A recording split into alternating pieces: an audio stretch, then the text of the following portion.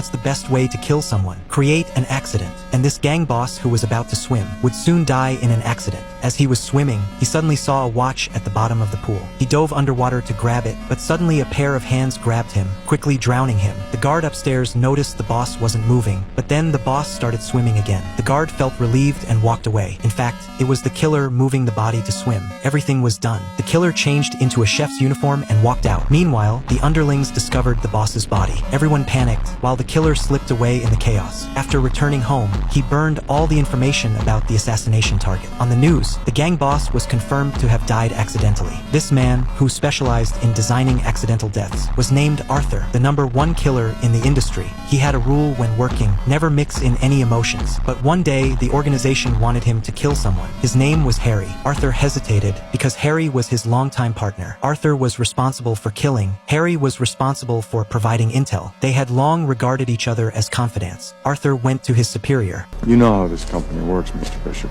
Only 2 partners know the details of any given job. 2 people know the details here. Me and Harry McKenna. Harry sold us out. When he investigated Harry's recent financial records, he found a deposit of $20 million.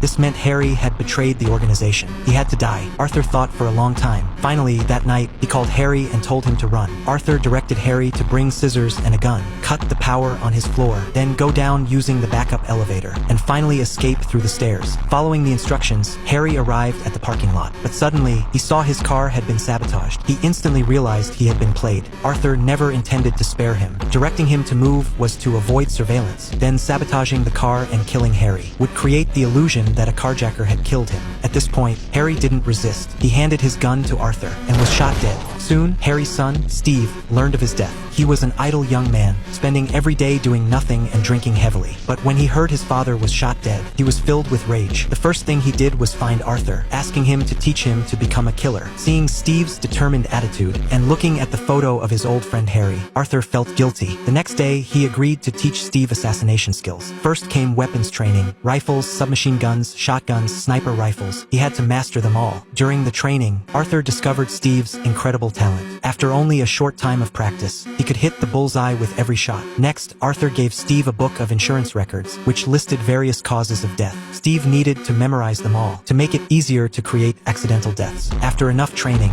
it was time for the first real mission.